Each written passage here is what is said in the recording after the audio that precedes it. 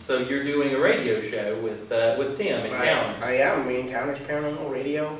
It's on Sunday nights at 9 Eastern Time, www.encounterslive.com.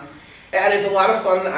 What's nice about it is a nice balance on the show now, because Tim said he's like sometimes it needs this moment of comedy, and he can't obviously diss Trish. It's his wife. They can't do that. So he's like, I'm interested in bringing you in. Are you interested in coming down? I'm like, and I had been looking for kind of a change. I had done all the damage I could do in Pennsylvania, so I took the job and hopped right into the seat, and so now I am the comic foil to Tim's driving force. Excellent.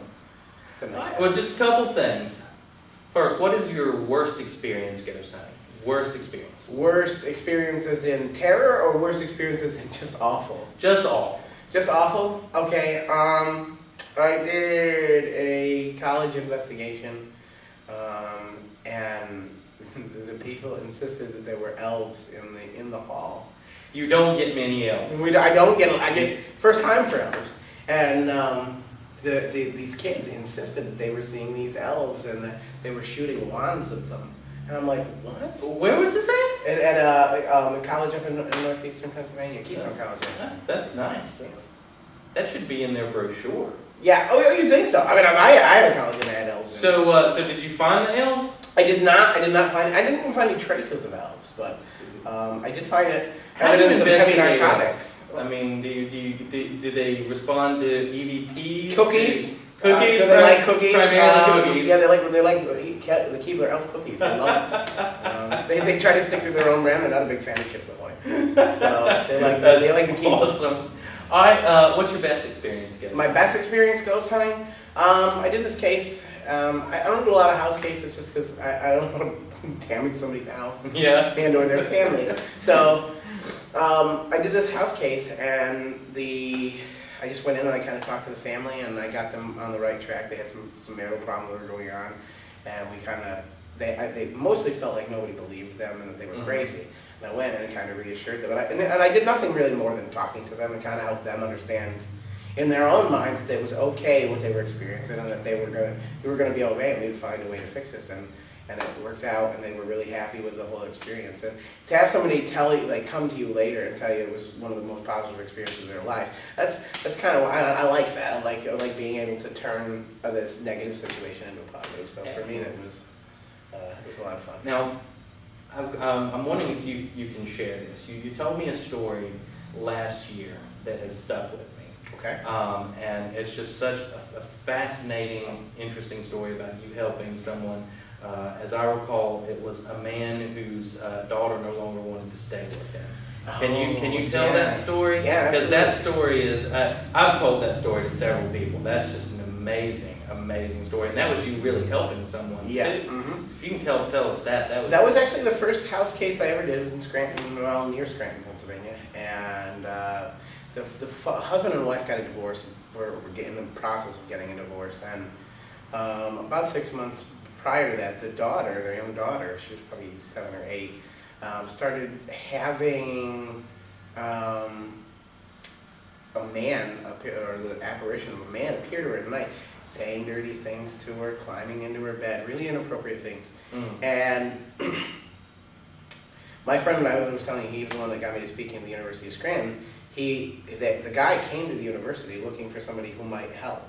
Yeah. And he had no idea what he was looking for. He didn't believe in ghosts. He had no idea what was this. But his daughter was legitimately afraid, and it was got to the point she didn't want to stay there anymore. And this guy's going through this rough experience, and he doesn't want to lose his daughter. And so he told my friend that this is what was going on, and he's like, I know somebody who might really help you. So we went to his house, and she explained the phenomenon, and you could tell she was legitimately terrified. Like, it's really hard to fake that look in a kid's eye. Yeah. And like a lot of kids, you can tell when they're making stuff up, but the little girl legitimately was terrified.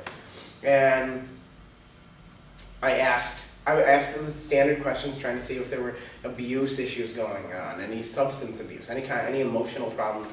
I mean, obviously a divorce is a big deal. Yeah, so I mean, that could. It may have. I mean, in retrospect, I mean, it very well could have been the reason for what was going on. But you have to look at all that stuff. And I asked him, I'm like, well, when did this start happening? He told me, and I'm like, about that time did you bring anything new into the house? Artwork, furniture, antiques?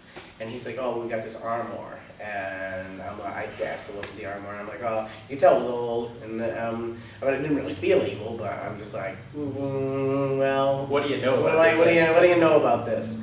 And they had gotten it at an auction that had come from a place that had burned down, and they had taken all the stuff that was salvageable out, and the armoire ended up being previously owned by a man who had been a convicted child rapist. Oh my God. So.